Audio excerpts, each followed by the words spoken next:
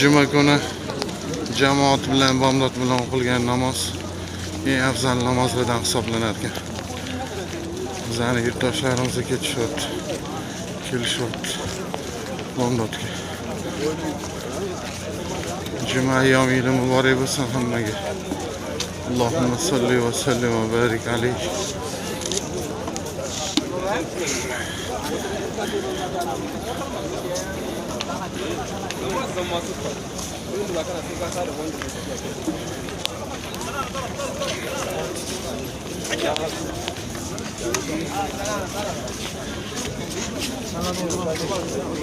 تراعي من الرجال عندنا.